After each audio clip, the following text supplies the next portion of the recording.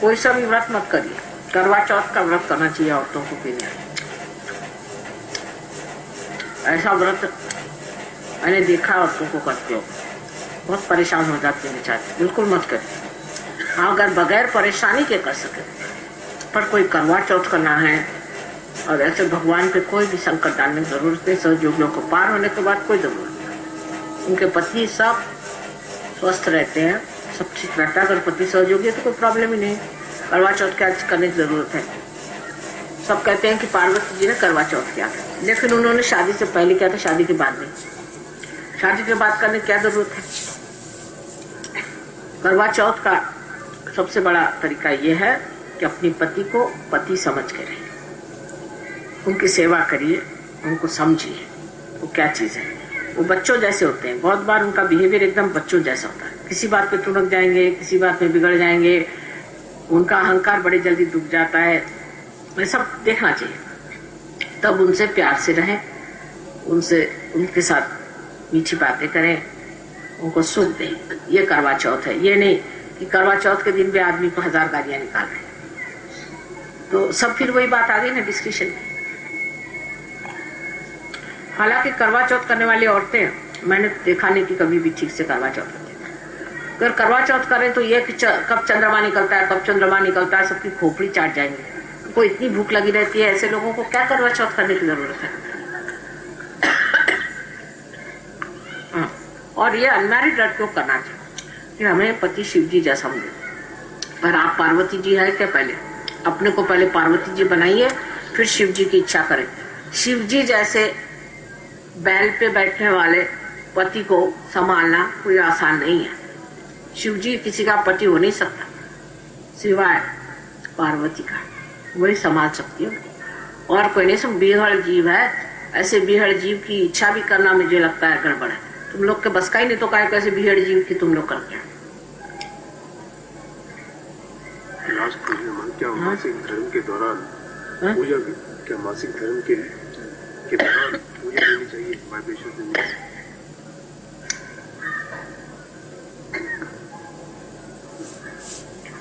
जब औरतों के लिए मासिक धर्म वगैरह होता है, सहयोग में कोई भी निषिद्ध बात, कोई भी चीज को निषिद्ध नहीं माना जाता।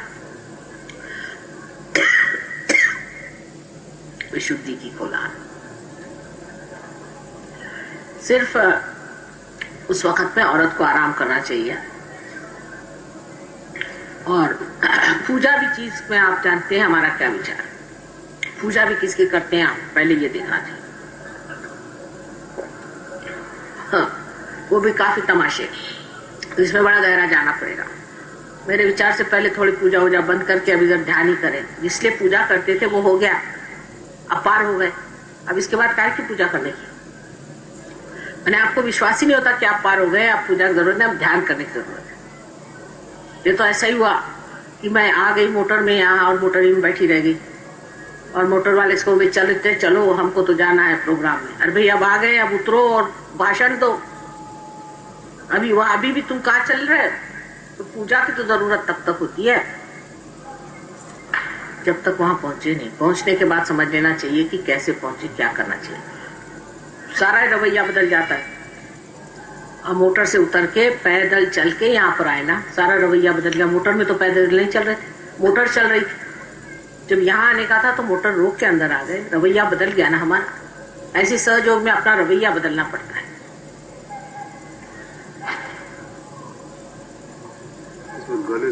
Respecting Mataji frustrations, a few patches of leukoderma on my body, no cure has any effect. I pray for your grace. Leucoderma की बीमारी जो है लिवर के खराबी से होती है। लिवर में अगर ट्रिगरिंग हो जाए किसी भूत बाधा से तो बहुत ज्यादा से फैलती है। इसलिए ऐसे इंसान को पहले भूत बाधा का इलाज करना चाहिए, जिसको ल्यूकोडर्मा की बीमारी। और मूंगफली का तेल बिल्कुल नहीं खाना चाहिए। ये जो पोस्टमैन का मूंगफली का तेल आता है ये तो बहुत ही खराब है। अभी पोस्टमैन वाले मेरी जान को न लग जाए, लेकिन कोई सा भी मूंगफली का तेल ठीक नहीं। डालडा आदि पर सबसे खराब पोस्टमैन होता है। और जो लोग मूंगफली ज्यादा खाते हैं उनको बीमारी हो जाती है। इसलिए मूंगफली तो एकदम छोड़ देना चाहिए। मैंने जीवन में गिन के 2-4 मूंगफलियां खाई हूँ। मूंगफली नहीं खाना चाहिए ज्यादा। और जिसको ल्यूकोडर्मा की बीमारी हो गई है वो अगर तेल ले आए तो तेल को अगर वाइब्रेट कर ले और आपका पार हो गया तो उसी तेल से वहां मालिश करें, गोल गोल घुमाएं तो ठीक हो जाएगा। अपना लीवर पहले ठीक करें तो बढ़ेगा नहीं, कम से कम घट भी जाएगा। Last is gracious Mataji prayers, the cause for insomnia and how can it be eradicated? Ya Devi Sarvbhuteshu Nidra Rupen Samstha is written there. Is Nidra the deity and how is she is to be appeased? In what? Nidra. Insomnia loss. The question is about insomnia and what are the deities involved as far as the Nidra is concerned. Ya Devi Sarvabhuteshu Nidra Rupena Samstita. She is the one who gives you sleep. Is the left side. Is the Mahakali. That one gives you a sleep. And to get to her, you must raise your Mahakali Tattva. So all those people who have insomnia business should raise the left side and put it to the right. Try about 108 times first of all. Then you have to do some deep breathing. In deep breathing, you go to your left side more. And with deep breathing, you relax and then you put your attention to Sahasrara and sleep off. But insomnia is absolutely curable in Sahaja Yoga if you know how to put left to the right. After that, you should also clear out your Agya Chakra. Like this, if you turn your Agya Chakra, you can do it, or ask some Sahaja Yogi to take turn your Agya Chakra or put your hand on the Agya Chakra. But the problem is, if you ask any other Sahaja Yogi, he might get insomnia. So best thing is you use my photograph and try to turn your Agya Chakra like this. Also you can use the kumkum to put there, which will make you sleepy. And if you try to sleep in complete darkness. Never try to sleep when there is any streak of light coming in the room. Because as long as Surya is there, your Agya Chakra takes over. And when the Surya is there, that light makes you feel very active, overactive sometimes, and you cannot sleep. And this insomnia is absolutely curable. You don't take any medicines or anything for that. Another thing, taking tea like this in the night.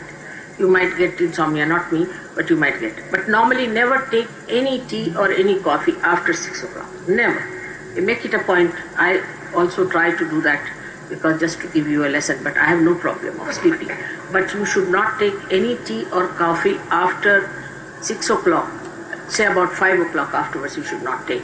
You'll see that you'll sleep very well. On the contrary, in the West, people always take coffee after dinner. And then they take pill to sleep.